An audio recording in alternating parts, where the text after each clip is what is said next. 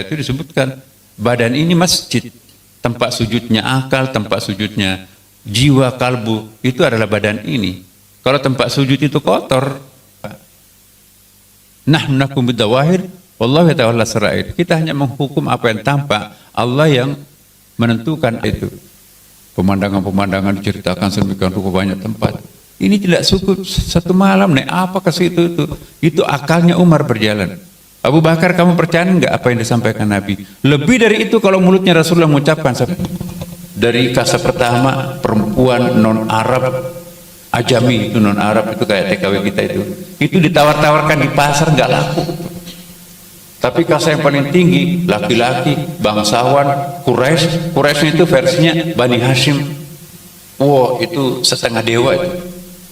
Di masyarakat maritim nggak ada kasa-kasa seperti itu.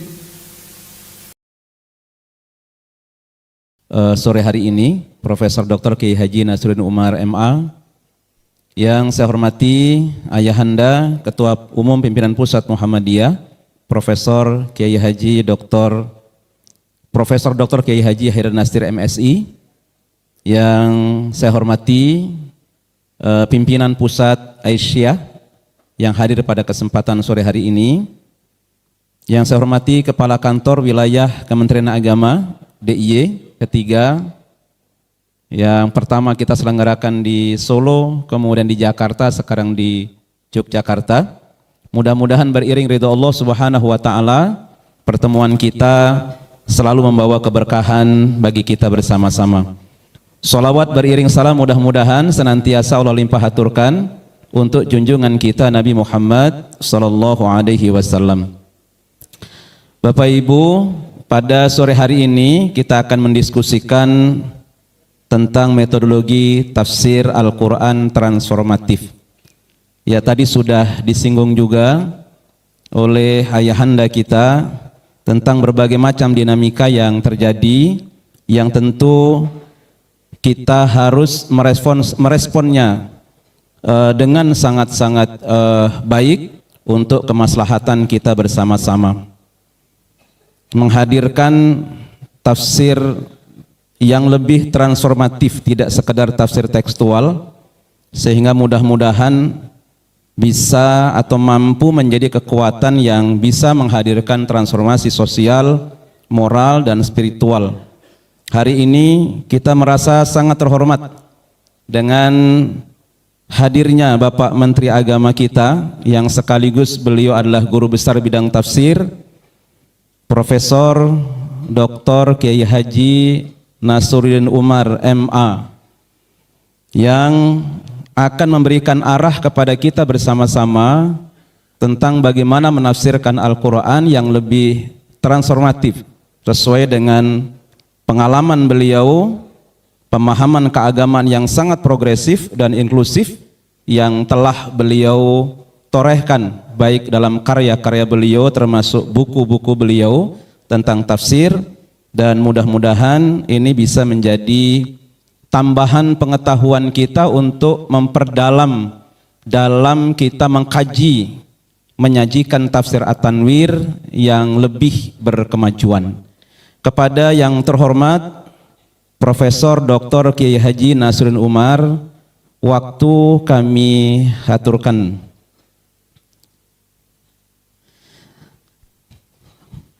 Beri sama dengan kita. Prof, waktu sepenuhnya karena bagi kami ini sangat berharga. Panjenengan juga akan segera juga meninggalkan tempat. Mudah-mudahan nanti bisa lebih padat, kita bisa mendapatkan informasi. Dipersilahkan, Prof.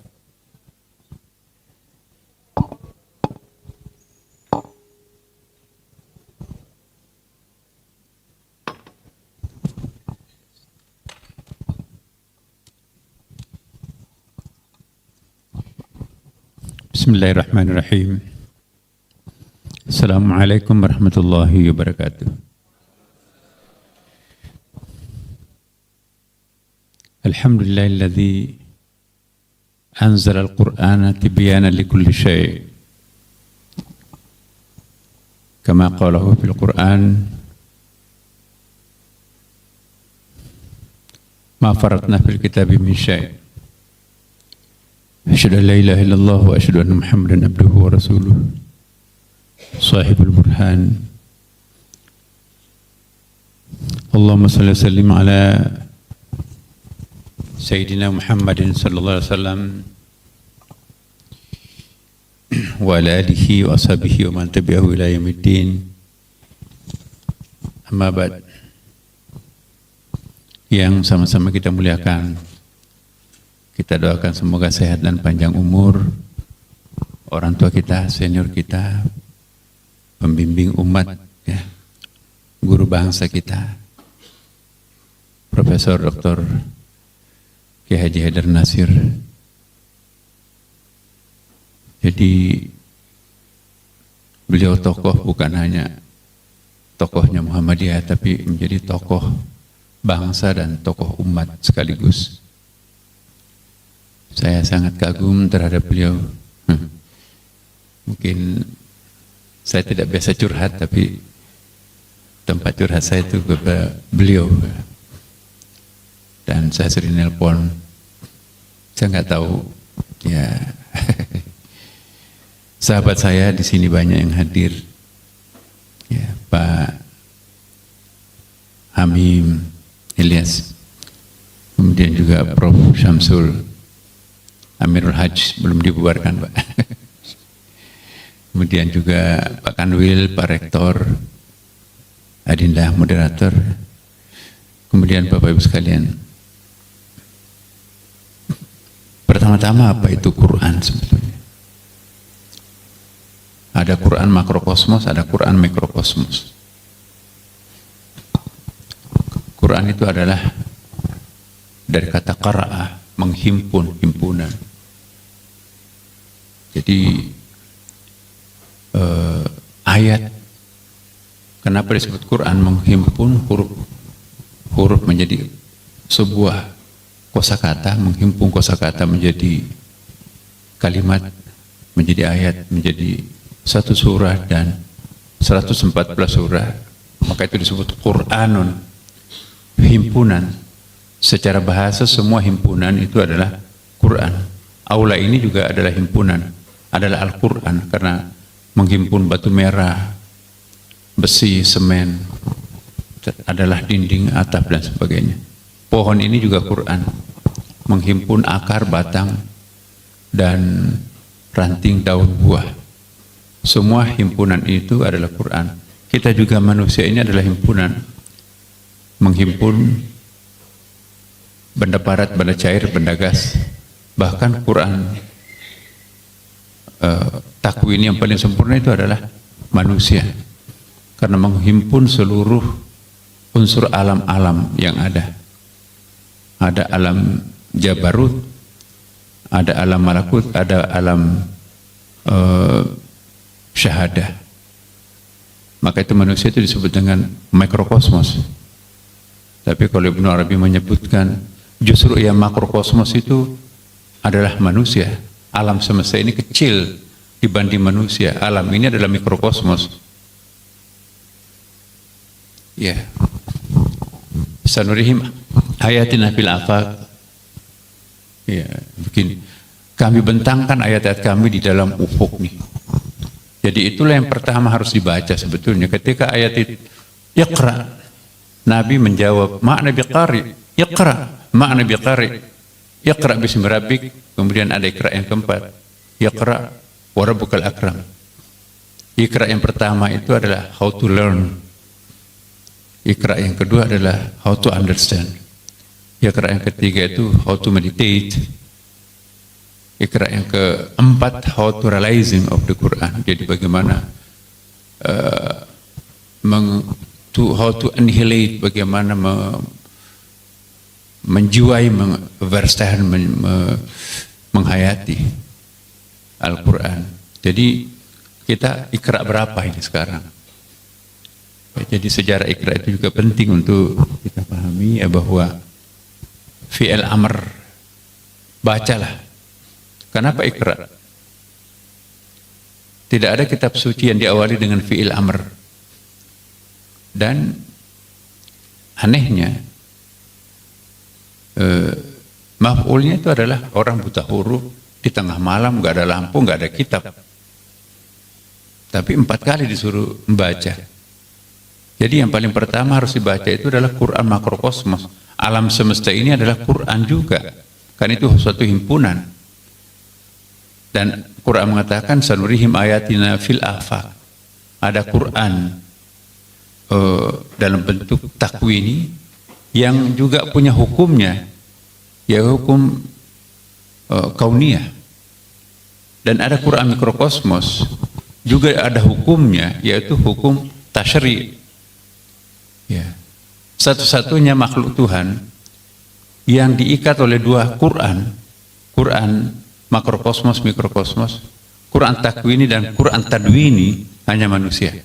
Malaikat, jin, pohon, binatang hanya tunduk kepada hukum takwini. Tapi mereka semuanya tidak tunduk kepada hukum tasyri'i. Kambing tidak boleh pakai, enggak perlu pakai jilbab. Kan jilbab itu hukum tasyri'i. Ya. Tapi manusia selain harus tunduk kepada hukum takwini juga harus tunduk kepada hukum tasyri'i. Tapi kalau berbenturan atau berhadapan-hadapan antara hukum takwini yang didukung oleh ayat-ayat takwini tadi, Quran makrokosmos, dengan hukum-hukum tasyri'i yang didukung oleh Quran tadwini, mana yang harus dimenangkan? Apakah hukum takwini tunduk kepada hukum tasyri'i atau hukum tasyri'i tunduk kepada hukum takwini? Ya. Hukum asal itu sebetulnya adalah hukum kauniyah, hukum takwini. Maka itu kita lihat contoh kemarin COVID-19.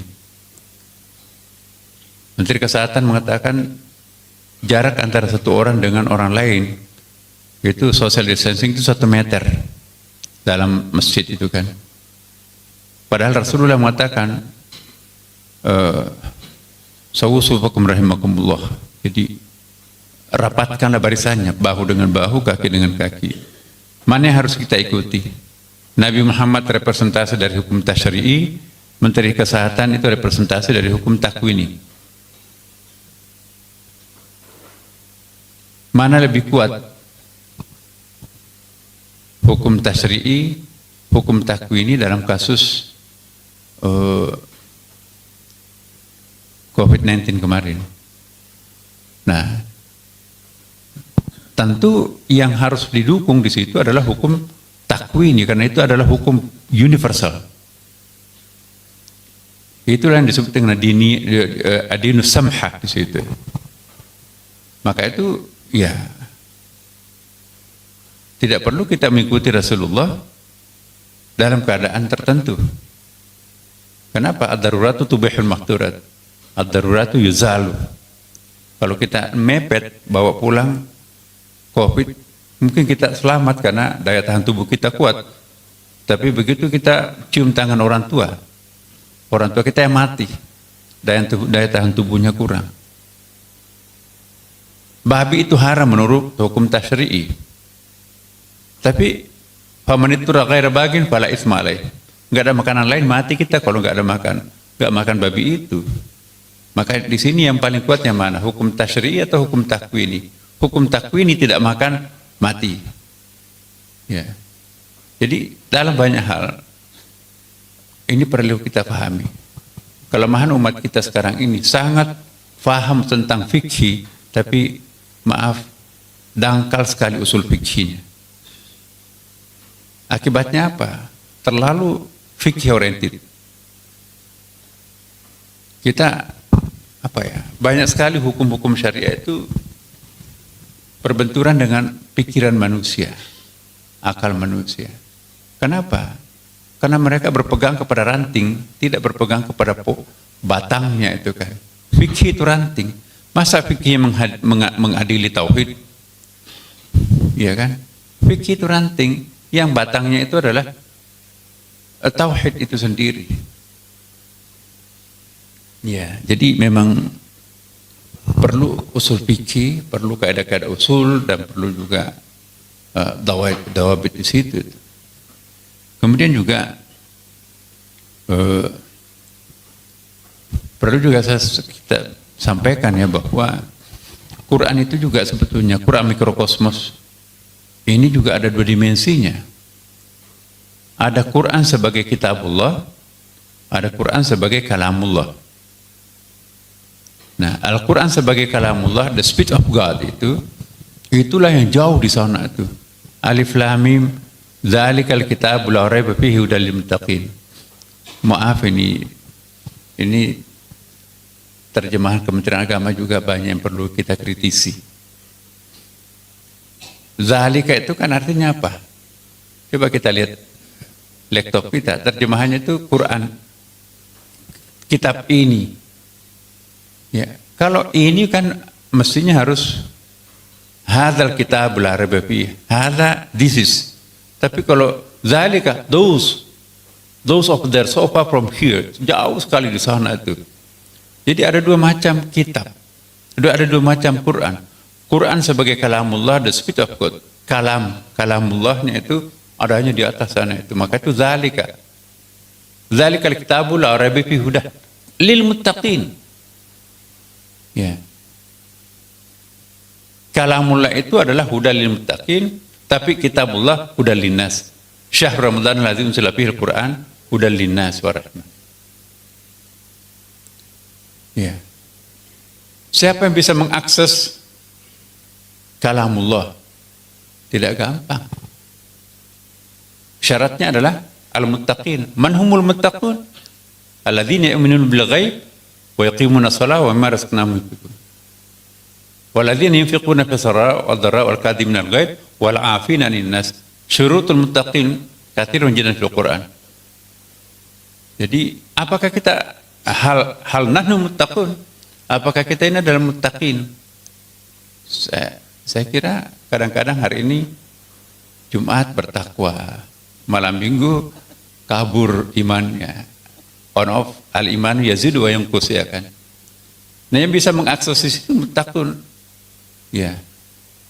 Jadi muttaqin itu adalah prestasi spiritual yang sangat tinggi. Haqqa tuqatih, ya kan. Jadi kalau kita ingin mengakses kalamullah, syaratnya adalah muttaqin. Tapi kalau saya ingat Pak Hamimnya dulu kita di Mekil itu ada namanya Profesor Lendel, ada Profesor Lendel. Ya, mengajar ulumul Quran, habis itu makan siang pakai babi, minum anggur. Apa yang diajarkan di situ? Apakah dia mengajarkan kitabullah atau kalamullah? Ini ada Pak Rektor UIN. Seharusnya kita tafsirnya nanti, kita di sini bukan hanya mengajarkan kepada masyarakat Quran sebagai kitabullah.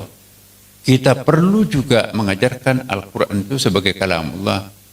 Tapi bagaimana caranya? Tidak ada secara lain kecuali memang harus punya metodologinya sendiri. Metodologi pembacaan kitabullah beda dengan metodologi pembacaan kalamullah. La yamassuhu illal mutahharun. Ma ma'na at-tahara? At-tahara itu ada dalam bahasa Arab, vocabnya itu ada banyak. Ada tazkiyah, pembersihan hati, ya. Ada namanya an-nadhafah, pembersihan fisik. Yang dimaksud at-tahara itu dua-duanya. At-tahara wa tazkiyah, itulah yang disebut dengan, saya ulangi, an-nadhafah wa tazkiyah, itulah yang disebut dengan at-tahara. Ya. Jadi wa thiyabaka fatahhir wa rujza fahjur. Nah, jadi seringkali ya ayyuhal mudaththir, mohon maaf baca Kementerian Agama ini, saya Menteri Agama tapi ngeritik. Ya kan kita muridnya Pak Prof ya. Jadi ya ayyuhal mudaththir, wahai nabi yang berselimut. Ya, ditambahin lagi di situ itu tidur. Emang nabi itu kan tidur? Ya ayyuhal mudaththir, qum fa'anzir. Bangkitlah dari tidurnya. Nabi 6 tahun turun naik ke Gua Hira. Itu bukan tidur. Dia kontemplasi di situ. Di bumi dia konsentrasi, di gua dia kontemplasi. Di bumi, di daratan, dia iqra. Tapi di gua dia bismi rabbik. Nah, itu yang dikatakan tadi, Pak Ketum kita bahwa jangan hanya memaksakan akal memahami Quran, tapi kering dengan batinnya. Atau juga jangan sebaliknya, memaksakan batinnya terus Quran itu, kering dengan logikanya. Ya. Itu kalau kita memaksakan batinnya, bismi rabbik. Kalau memaksakan logikanya itu ikra. Ya. Padahal ikra bismi rabbik. Ikra tanpa bismi rabbik hanya akan melahirkan monster. Bismi rabbik tanpa ikra, orang lumpuh yang akan hadir kayak kita sekarang. Nanti kalau ada waktu kita akan bisa menganalisis ya apa perbedaan kapasitas intelektual prahulagukan dan pascahulagukan. Saya punya studi tentang itu. Ya. Jadi prahulagukan itu tradisi keilmuan metodologi kita itu integrated. Ilmu umum dan ilmu agama nggak ada bedanya. Maka itu di situ the father of chemistry, ya Jabir bin Hayyan. The father of the math di situ ada Al-Khawarizmi, bapaknya matematik. The father of pharmacology Ar-Razi. The father of the optics, bapaknya kacamata itu Abdullah ibnu Haytham. Ada 27 ilmuwan besar itu, kalau ada Nobel pada waktu itu semua orang Islam dapat hadiah Nobel. Yang kedua cirinya itu ada Baitul Hikmah, the house of wisdom. Itu terkonsentrasi di situ.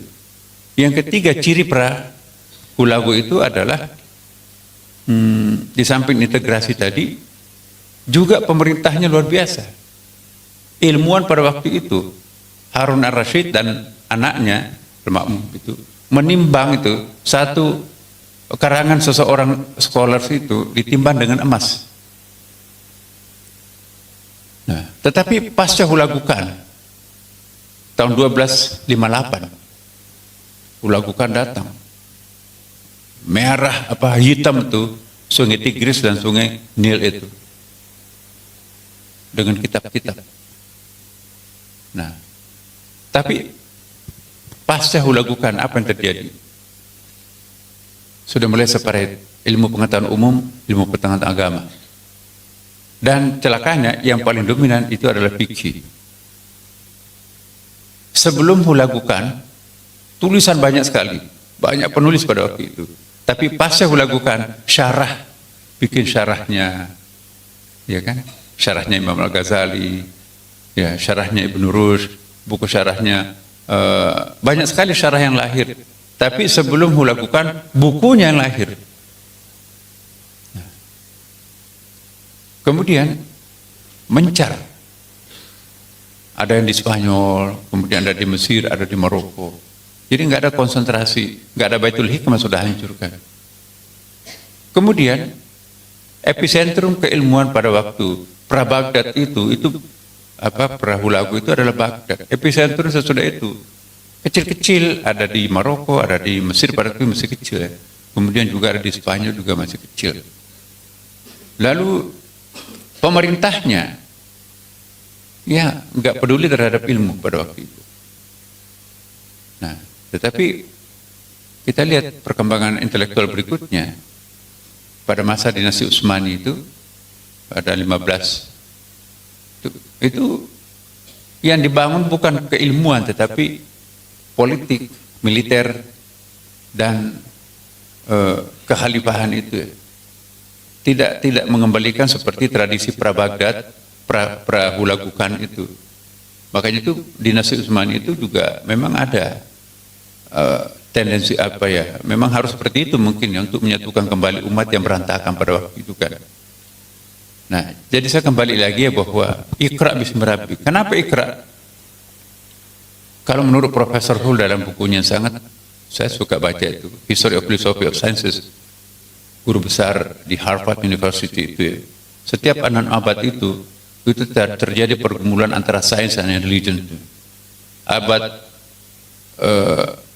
pra-Yunani kuno itu didominasi oleh mitos. Ada Mesir kuno di situ, kemudian juga ada Babilonia, ya tradisi Helenistik itu kuat sekali, mistik mitosnya itu. Nah, Yunani abad ke-6 sebelum Masehi sampai 1 Masehi, sebelum abad 6 Masehi, sebelum Masehi, abad 6 sebelum Masehi sampai 1 Masehi, itu dominan sains di situ, filsafat di situ. Maka itu di zaman ini muncul Plato, rivalnya aliran peripatetik yaitu Aristoteles. Ada Socrates, ada Demokritos, Anaximenes, Thales dan sebagainya. Saya suka baca ilmuwan pada abad Yunani ini karena itu mantik benar. Ya, kita ya langsung di sini Prof nih.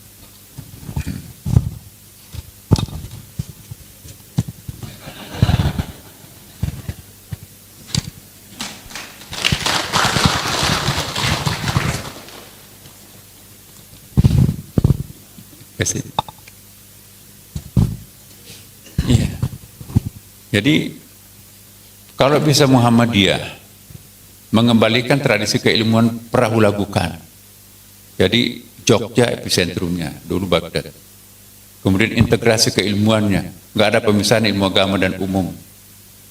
Kemudian jangan kita hanya menulis syarah seperti pasca lagukan, tapi kita bukunya. Misalnya, ya, The Father of Chemistry, Jabir bin Hayyan, Ibnu Rushd, itu pagi hari dia dokter ahli bedah. Dengan kitab utipnya itu 20 jilid itu. Di siang hari, dia menulis syarahnya Plato dan Aristoteles. Nah, itu ulama. Kemudian dia mengeritik bukunya, gurunya ya, yang 14 tahun setelah wafat Imam Al-Ghazali baru dia berkembang. Ini Ibnu Rushd. Jadi Ibnu Rushd itu menulis kritikan terhadap gurunya itu. Tahafut. Waktu saya baca Imam Al-Ghazali, ya, Tahafutul Falasifah, Masya Allah, ada orang sepintar ini ya. Al-Ghazali, kita kan biasa karangan Imam Al-Ghazali itu yang di Sanawiyah di Aliyah itu, ya buku-buku pengantarnya lah. Ihya Ulumuddin itu kan, itu bukan pelajaran pondok pesantren, itu pelajaran guru-gurunya para pondok ulama kita itu. Tapi buku yang jarang dibaca oleh pondok pesantren dan juga oleh kiai-kiai kita, itu adalah Tahafutul Falasifahnya itu. Kami sudah naskahkan itu. Nah, begitu ketemu lagi bukunya Tahafut yang ditulis Ibnu Rushd, Masya Allah. Ini kalau timbangan itu sama beratnya tuh. Kita kenyang tuh. Kita mampu menciptakan sintesa antara Tahafutul Falasifah dan Tahafut. Ya, saya baca dua-duanya. Bahkan yang mungkin saya kecantol dengan Ibnu Rushd. Tapi saya juga memberi pengajian rutin Ihya Ulumuddin. Di sore hari menulis Bidayatul Mujtahid. Dia qadi. Kita lupa kalau dia seorang dokter. Membaca Bidayatul Mujtahid 2 jilid. Itu membandingkan antara mazhab Abu Hanifah, Malik, Syafi'i, Ahmad bin Hanbal, bahkan Syiah. Bahkan Syiah dibedakan di situ, Syiah Imamiyah dan Syiah Zaidiyah dan Syiah yang lain. Sepertinya tidak ada buku perbandingan mazhab yang lebih komprehensif selain itu. Ada 4 jilidnya tuh ya, tapi itu terlalu, bagi saya nggak suka baca, terlalu panjang. Tapi kalau Bidayatul Mujtahid itu enak, komprehensif. Walaupun memang tidak mendalam kalau dibandingkan dengan yang lain. Nah, itulah tipikal ulama-ulama yang lahir perahu lagukan. Nah, tapi ulama yang lahir pasca lagukan itu menulis syarah aja. Hawamis dan seterusnya. Tapi itu pun lumayan daripada enggak sama sekali. Nah, abad 1 sampai 5 Masehi menurut Profesor Hull itu matinya ilmu pengetahuan. Tidak ada orang yang berani menulis, tidak ada orang yang berani membaca itu. Kalau berpendapat, kalau punya pendapat bertentangan dengan gereja yang dikooptasi sebetulnya oleh kaisar, maka itu malapetaka baginya. Nah, itulah sebabnya mengapa Al-Quran yang pertama Tuhan turunkan itu Iqra. Nah, kalau kita nggak baca bukunya Profesor Hull, kita nggak bisa menjelaskan pertanyaan mahasiswa kita kan, kenapa Iqra? Orang buta huruf, nggak ada lampu, nggak ada kitab. Nah, yang harus dibaca apa? Quran kan belum turun pada waktu itu. Kita lihat mau balik kita, Iqra baca dan seterusnya. Nah, itu Prof Din, guru saya Pak Prof Din. Jadi mohon maaf kalau salah dibenarin. Kemudian juga saya kembali lagi kepada Al-Quran sebagai kitabullah dan kalamullah. Yang bisa membaca kitabullah, Al-Quran sebagai kalamullah itu adalah hudal lil muttaqin. Maka itu disebutkan zalikal kitab la raiba fihi hudal lil muttaqin. Jadi bukan Quran ini yang harus dibaca di situ.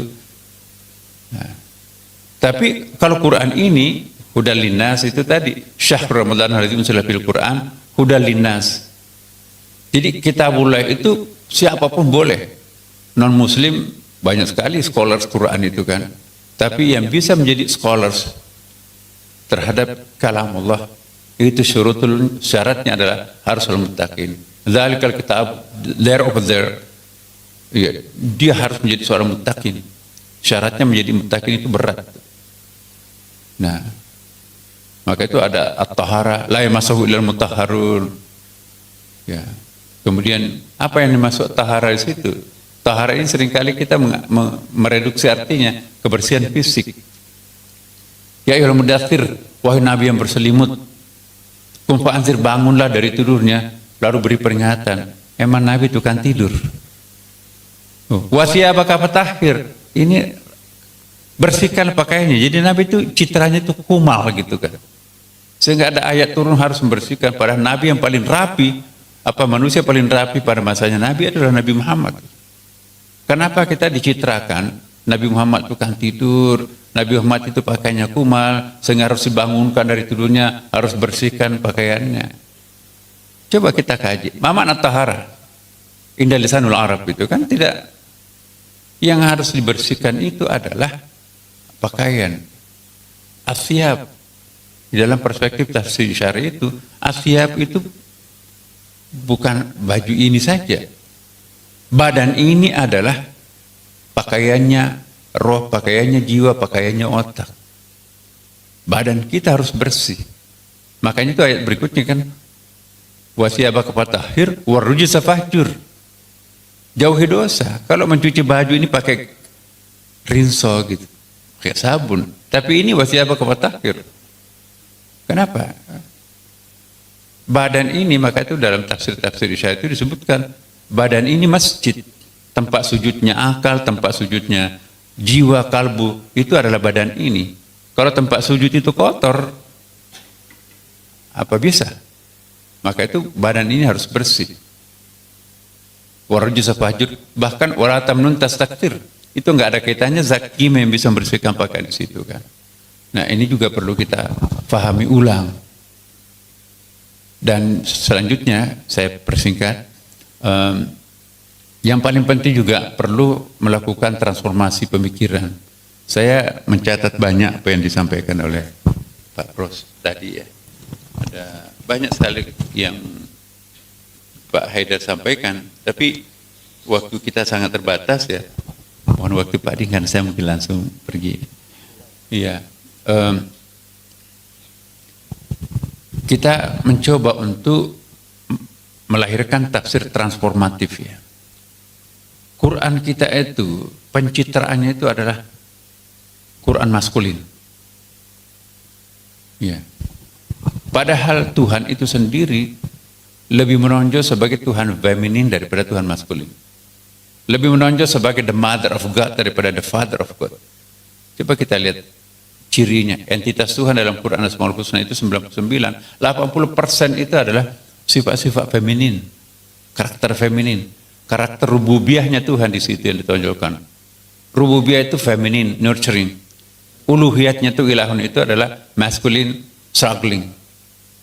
Nah, hanya 20% sifat-sifat strugglingnya Tuhan di situ, di sifat uluhiyatnya itu. Itu pun jarang terulang. Al-Muntaqim, maha pendendam. Al-Jabbar, maha pemaksa. Apalagi Al-Mutakabir, maha sombong. Itu hanya terulang satu kali dalam Al-Quran. Bandingkan sifat femininnya, karakter rububiyahnya Tuhan. Ar-Rahim 114 kali dalam Al-Quran. Ar-Rahman itu 57 kali dalam Al-Quran. Al-Latif, ya, Ar-Ra'uf, kemudian juga Al-Ghafur, Al-Afu, itu yang berulang-ulang dalam Quran. Jadi halaman demi halaman Quran itu bertebaran karakter rububiyahnya Tuhan. Alhamdulillahirabbil alamin, bukan alhamdulillah ilahil alamin.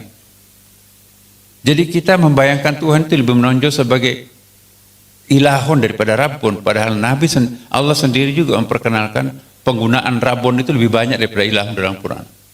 3 kali lipat lebih banyak. Itu artinya apa? Tuhan lebih menonjol sebagai the mother of God, bukan the father of God. Nabi, karena khulquhu Al-Quran. Ya. Karakternya Nabi kan rububiyah. Karakternya semua nabi-nabi itu adalah rububiyah, bukan uluhiyah. Dan kitab suci, semua kitab suci itu adalah rububiyah, bukan uluhiyah. Kitab feminin.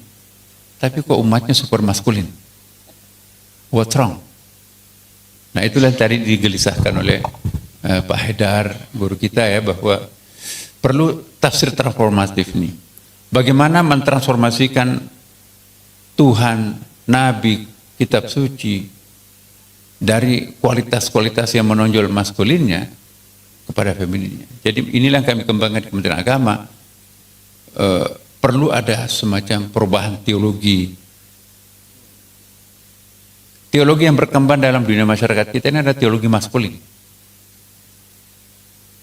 Kita perlu teologi feminin. Kata Max Weber, tidak mungkin kita bisa merubah perilaku masyarakat yang kasar, ya membabat hutan, membakar hutan dan sebagainya, itu menaklukkan kejahatan, kriminal dan sebagainya. Itu adalah tipikal-tipikal manusia struggle yang lahir dari pemikiran teologi maskulin itu. Jadi kita perlu pemikiran besar. Tidak mungkin kita bisa merubah satu habit, satu etika masyarakat tanpa merubah sistem logos. Kan dalam agama itu kan ada 3. Ada teologi, artikulasi dari teologi itu lahirlah logos. Kemudian artikulasi daripada logos atau penjelmaan dari logos itu adalah etos. Jadi teologi, logos, etos itu 3 serangkai agama ini. Kita dalam sosiologi agama di Indonesia, mubalik kita nggak, mohon maaf ya, kurang memahami segitiga agama ini. Substansinya adalah teologi, kemudian logosnya dan etosnya. Kata Max Weber, tidak mungkin kita bisa merubah perilaku masyarakat tanpa merubah sistem etosnya.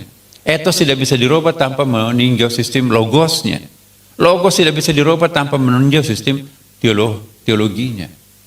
Nah, jadi jangan hanya memperbaiki akibat, tapi sebab yang menyebabkan akibat itu harus disentuh. Ya. Kita sudah, kerukunan atau umat beragama, nggak mempan itu Bapak Ibu sekalian. Selama masyarakatnya itu maskulin, agama apapun juga sudah maskulin banget sekarang ini. Jadi kita perlu menggunakan jargon-jargon non-sensitif. Jargon sensitif yang banyak resistensinya itu seperti toleransi, deradikalisasi, apalagi Pak tadi disampaikan intoleransi dan sebagainya. Itu kalau kita bicara intoleransi pasti ada yang tersinggung, ya kan? Kalau kita perlu bicara deradikalisasi, memang agama kita selama ini radikal sehingga harus ada deradikalisasi. Hindari jargon itu, maka kami menciptakan suatu kondisi di Kementerian Agama, kita akan masuk apa yang disebut dengan ekoteologi, ya, green teologi atau ekoteologi. Eko itu bumi, ya, teologi ya hubungan antara Tuhan dengan makhluknya lah. Nah, dengan kurikulum cinta, kita sekarang tidak sadar atau sadar atau tidak sadar, pada saat kita mengajarkan agama terhadap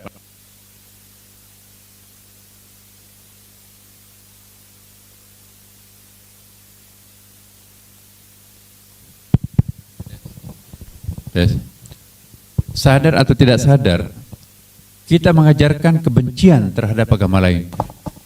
Sadar atau tidak sadar, guru agama kita termasuk dosen kita juga. Kami sudah punya penelitiannya, Bapak. Ya, indoktrinasi terhadap anak-anak kita itu sejak dini disuguhi semacam principle of negation-nya. Prinsip berbeda. Bukan principle of identity. Ini negara yang plural seperti Indonesia, kalau yang diindoktrinasikan kepada anak-anak kita adalah prinsip negasi, itu sangat berbahaya. Jadi kita harus mengajarkan agama itu dalam prinsip ya sentripetal ya. Dari banyak menyatu ke dalam satu, bukan sentrifugal dari yang satu menyebar kemana-mana. Nah selama ini kan kita tidak sadar mempergunakan metode sentrifugal pada saat mengajarkan agama. Mengajarkan prinsip negationnya, negasi yang penting kita harus bedakan tuh. Masih kecil-kecil tamak kanak-kanak, azan matiin, itu kata teman-teman kita yang beragama lain.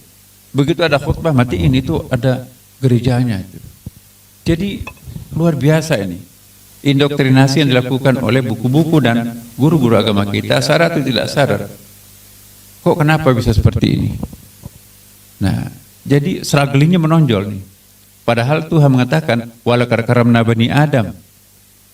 Bukan walaqad karamna muslimun. Tidak ada ayat walaqad karamna muslimun. Bahkan karama dalam bahasa Arab itu bukan fadlah. Fadlah itu proven. Karama itu sacred, mensakralkan. Innamal mu'minuna ikhwah. Man humul mu'minun? Ya. Sesungguhnya orang-orang yang memiliki iman itu bersaudara. Keimanannya kepada siapa?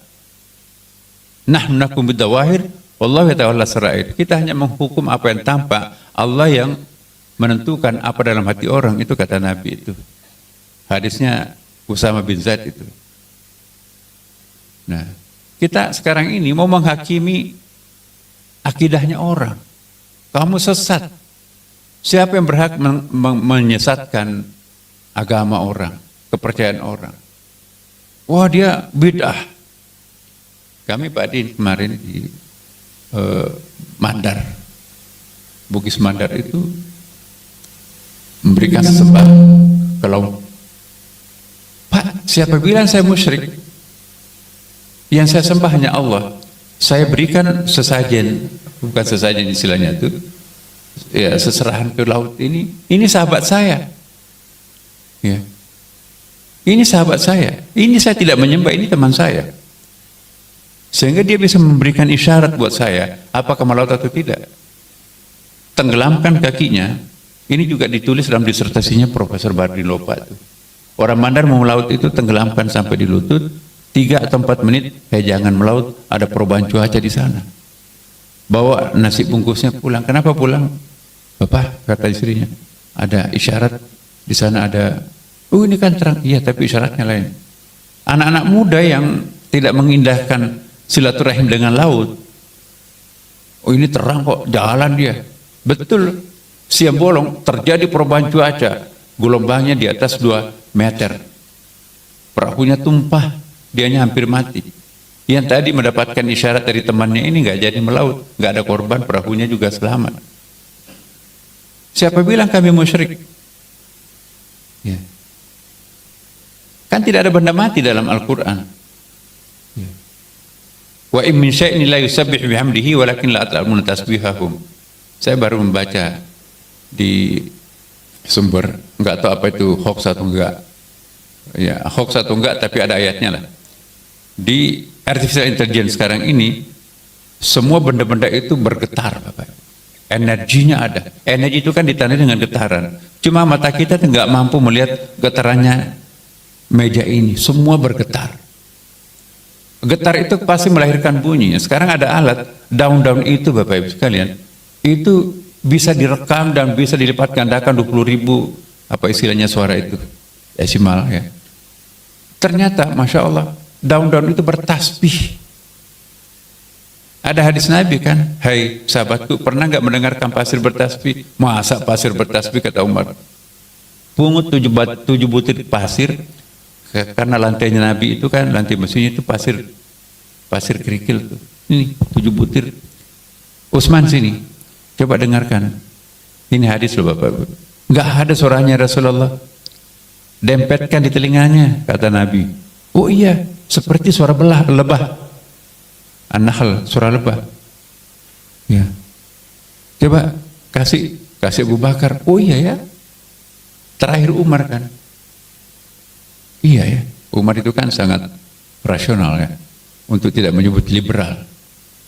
Ya, Umar itu bertolak pinggang di depan Hajar Aswad. Kalau saya tidak pernah diperintahkan Nabi mencium kamu, ngapain saya harus mencium kamu? Banyak batu lebih cantik dari kamu. Tapi pada akhirnya juga dia cium. Itu Umar. Jadi dipelihara oleh Nabi. Jadi jangan membuang orang-orang yang liberal. Itu juga kontributif nanti untuk pada masa satu saat itu. Cerita Nabi pas Mi'raj, cengar-cengir Umar. Sahabat ini nggak sopan banget Umar nih. Nabi cerita serius, dia cengar-cengir. Hai Umar, kamu nggak percaya apa yang disampaikan Nabi? Kayaknya enggak tuh. Masa dari tadi cerita itu padahal tidak cukup satu malam. Maksudnya kan berminggu-minggu Nabi itu mendengarkan ceritanya, itu melakoni cerita itu. Pemandangan-pemandangan diceritakan sedemikian rupa banyak tempat. Ini tidak cukup satu malam, nih apa ke situ itu? Itu akalnya Umar berjalan. Abu Bakar, kamu percaya enggak apa yang disampaikan Nabi? Lebih dari itu kalau mulutnya Rasulullah mengucapkan saya percaya. Hah? Akhirnya Umar, kalau begitu saya juga percaya. Baru dia percaya lagi. Umar itu, tapi enggak pernah dipecat oleh Nabi menjadi sahabatnya kan. Nah itulah. Nah, konfigurasi sahabat Nabi, ada penasihatnya sangat piawai Abu Bakar, ada kelompok rasionalnya seperti Umar bin Khattab, dan ada cendekiawannya Ali, ada tukang cari uangnya namanya Utsman, ada sekretaris pribadinya yang tidak pernah digantikan Zaid bin Thabit, satu-satunya sahabat yang menguasai 5 bahasa dunia, bahasa Kipti, Suryani, Romawi, kemudian juga bahasa Arab sendiri, Kipti, Suryani, Romawi, Persia, Arab. Itulah yang menulis semua surat-suratnya Nabi. Satu saat Nabi mengirim surat ke sebuah pengurus gereja. Zaid bin Thabit, saya mendengarkan ada gereja yang mangkrak. Kasihan tuh mau beribadah, bantu dia dari uang hibah, jangan dari uang wakaf atau dari uang zakat. Jadi Nabi itu dua sejarahnya itu membangun gereja. Itu gereja udah lama nggak pernah dipakai itu. Kasihan tuh orang mau beribadah nggak ada. Ambilkan dari uang hibah, jangan dari uang zakat. Itu dari kasnya Abi Hurairah. Abi Hurairah itu kan pemegang kunci Baitul Malnya Nabi. Nah, walaqad karamna bani Adam, nggak ada walaqad karamna muslimun. Innamal mu'minuna, nggak ada ayat innamal muslimuna ikhwah. Ya. Lantar da'angkal Yahudi wal Nasara hatta tattabi'a millatahum. Nah ini terjemahan Kementerian Agamanya itu bisa mengajak orang itu menafsirkan, wah itu separatis. Padahal Tuhan mengatakan lantar da'angkal Yahudi wal Nasara hatta tattabi'a millatahum. Tidak dikatakan hatta tattabi'a dinatahum. Beda banget antara ad-din dengan al-millah, Bapak Ibu. Al-millah itu ya kalau mau dianalogikan Prof. Din ya, pemahaman saya, yang al-millah itu Zionis itu, tapi ad-din itu adalah Yahudi itu. Mengingkari Yahudi, kafir kita kan, itu agama Tuhan. Tapi mengingkari Zionis, itu al-millah, hatta tattabi'a millatahum. Kita juga ada milahnya. Islam itu kalau sudah dipertahankan dengan sangat eksklusif, itu bisa menurunkan Islam itu menjadi salam ya kan. Inna dina indallah al-Islam. Tidak dikatakan inna dina indallah as-salam. Dalam ilmu saraf ya, sulasi, rubai, khumasi, sudasi kan ada perbedaannya kan. Kenapa tidak dikatakan inna dina indallah al-istislam setimbang dengan istif'al ya kan?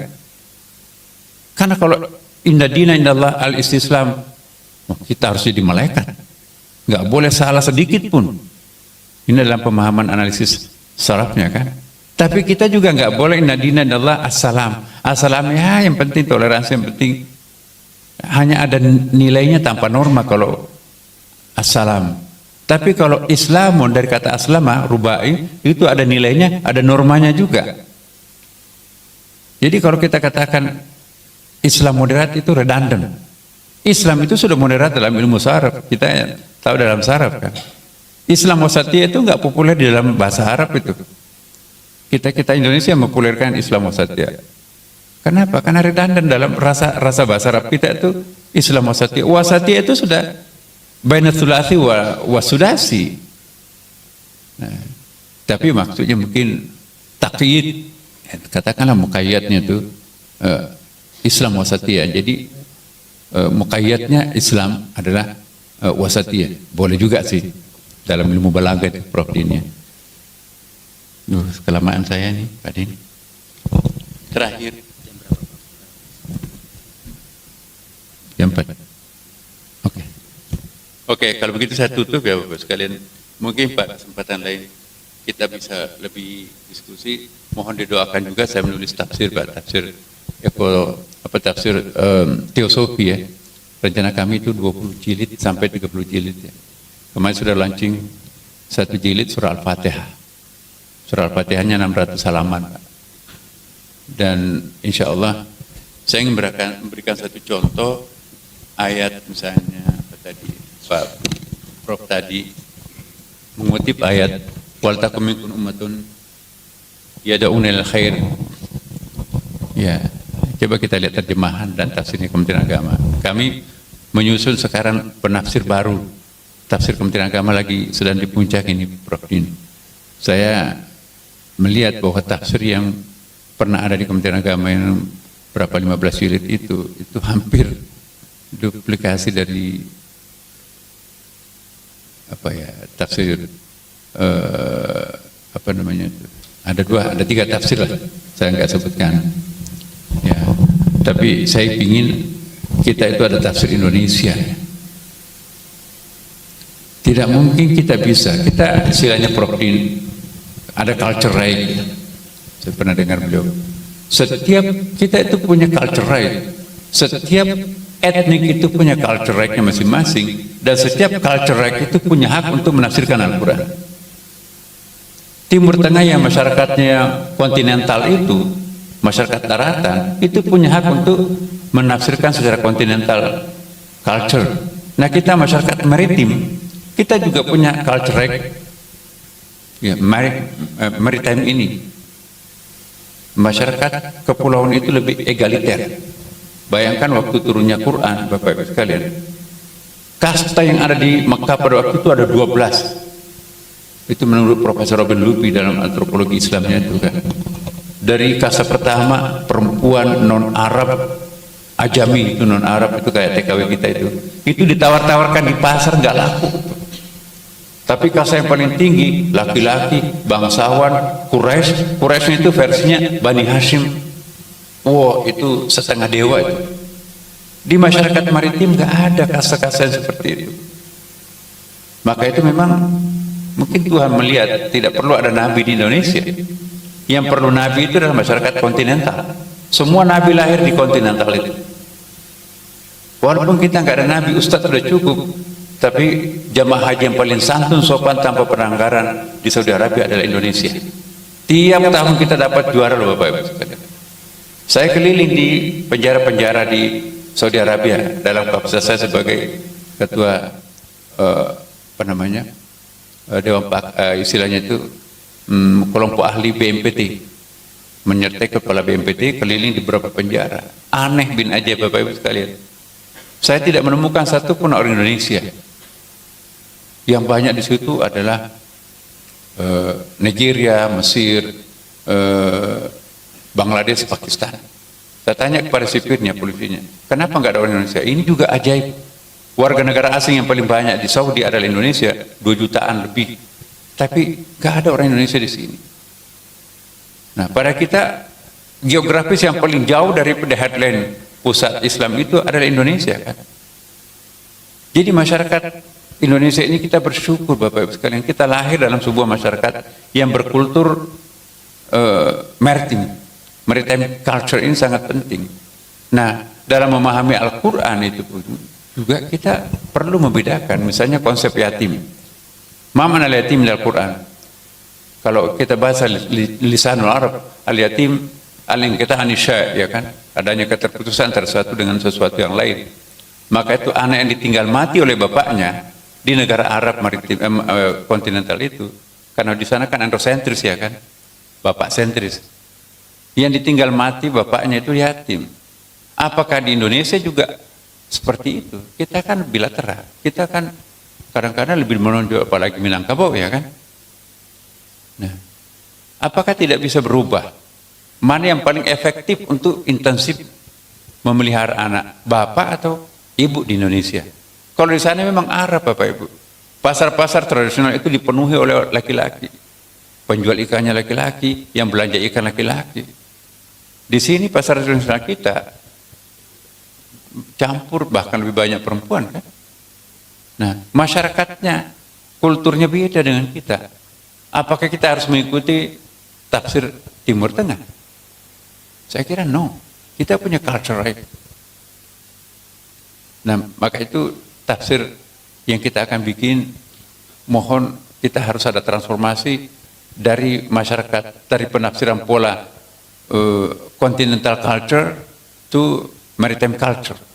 Dari masyarakat yang androsentris pada masyarakat yang berkesetaraan gender seperti Indonesia. Walaupun kita tidak maksimum memang, kata Hillary Clinton, siapapun yang ingin belajar kesetaraan gender, datanglah ke Indonesia. Ya, luar biasa. Nah, karena itu ada ayat wal takum minkum ummatun yad'una khair. Dari segi bahasa Arab itu kok kenapa wal takum minkum ummah? Ummah itu adalah the final of apa istilahnya guru saya dulu. Ada kan konsep Hizbun, ada Syiah, ada Qaumun, ada kabilah, ada Sya'bun. Tapi yang paling final, the final community, the ideal community itu adalah ummah. Ummah itu ternyata bukan bahasa Arab Bapak Ibu. Itu terarabkan, mu'arab. Jadi dari bahasa Hebrew, amem itu artinya cinta kasih, the same lover, unconditional love. Lalu menyeberang menjadi alif mim untuk memberikan merek terhadap ibu, karena ibu itu adalah pemilik cinta kasih, ummun. Ya. Lahirlah kata amama, keterdepanan, kemajuan Muhammadiyah itu kan. Kemudian juga lahir imam, pemimpin yang berwibawa. Dari akar kata yang sama, lahir makmum, rakyat yang santun. Makmum itu adalah syaratnya harus santun. Apa kata imam itu? Jadi makmum itu nggak bisa disebut makmum kalau orang itu provokator. Konsep yang mengatur antara imam dan makmum itu disebut dengan imamah. Kombinasi antara cinta kasih, umi, amamah keterdepanan, imam ada pemimpin yang berwibawa, makmum ada rakyat yang santun, imamah ada konsep kepemimpinannya yang ideal, maka itulah disebut dengan komunitas ummah. Maka itu wal takum minkum ummah. Tugasnya Nabi mentransformasikan masyarakat kabilah menjadi masyarakat ummah. Tapi di situ kita lihat wal takum minkum ummatun yad'una ilal khair wa ya'muruna bil ma'ruf. Balaganya kenapa enggak wal takum minkum ummatun yad'una ilal khair wal ma'ruf? Kenapa yad'una ilal khair? Tapi kalau amr apa ma'ruf itu amr. Dalam ilmu balaga kan ada tuntutan dari bawah ke atas, itu disebut dengan doa atau da'a. Tuntutan dari atas ke bawah itu namanya amr. Ke samping saudara itu namanya iltimas.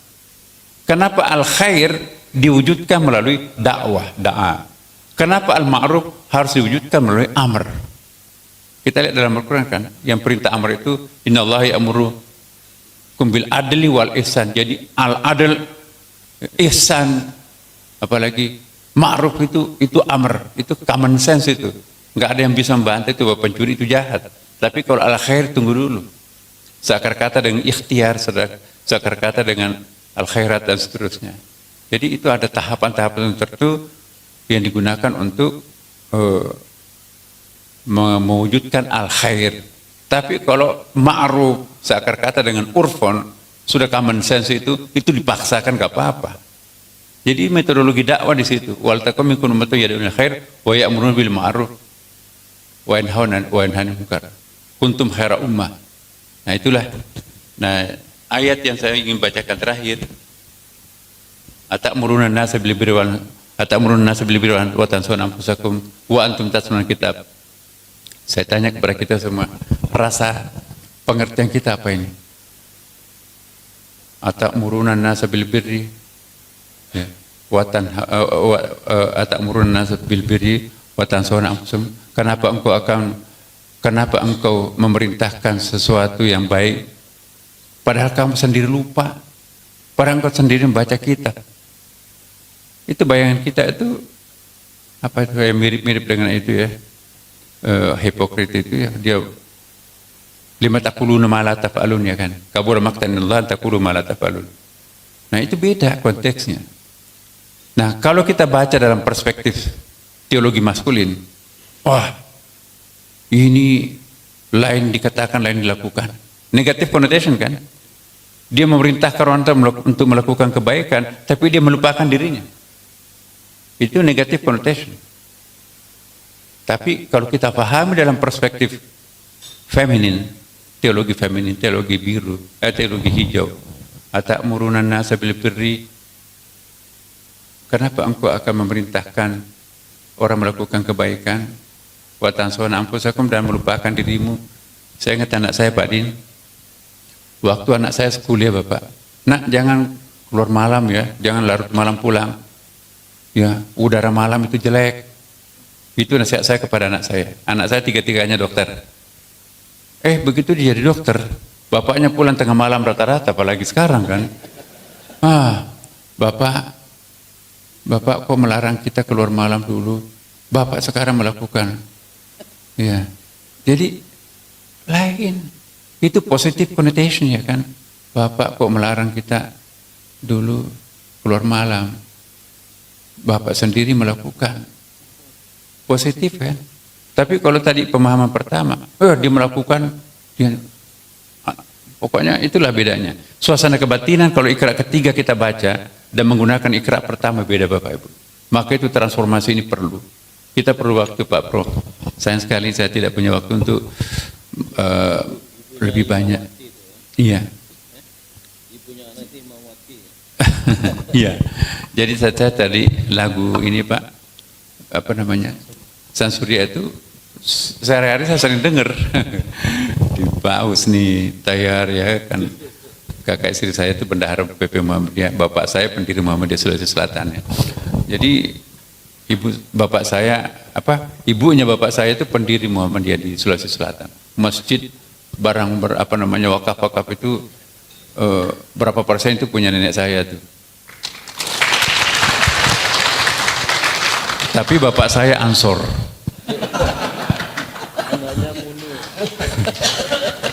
Iya. Jadi inilah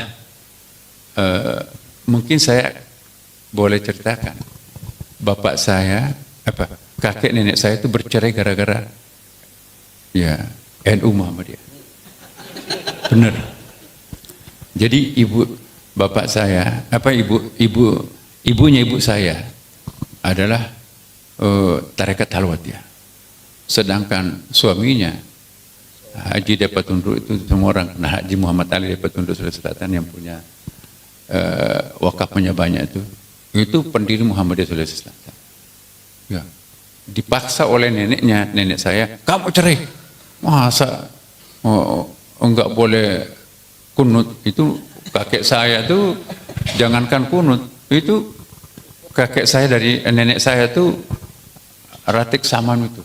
Al-Fatihah kan, apaan ini? Gak ada dalam Quran. Akhirnya cerai.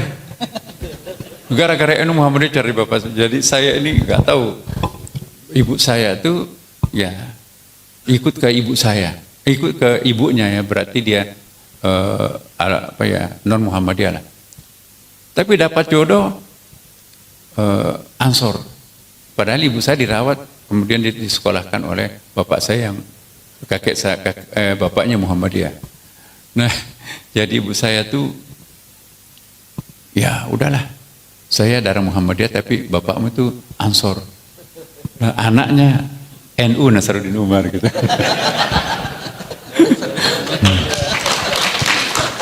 Tapi jujur, saya nggak tahu, tadi saya bertanya ke Pak Din, tokoh yang sering saya tempati telepon-teleponan itu adalah Pak Haidar, bukan yang lain. Nggak tahu, boleh tanya beliau Pak, ada apa saya telepon. Ya.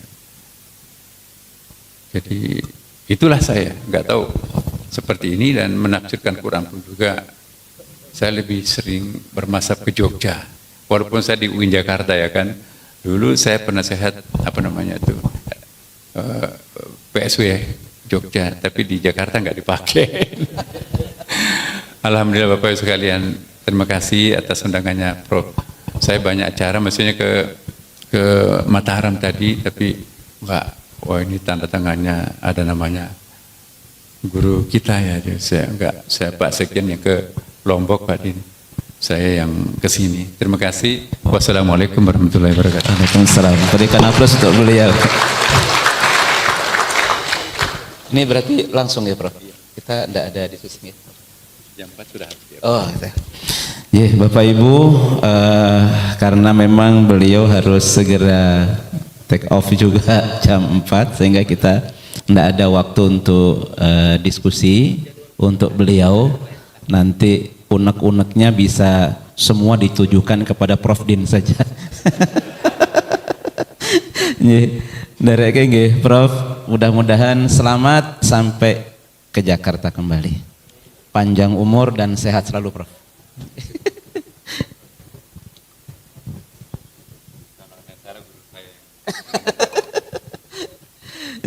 Berikan aplaus kembali Bapak Ibu sekalian pada beliau Prof Nasruddin Umar.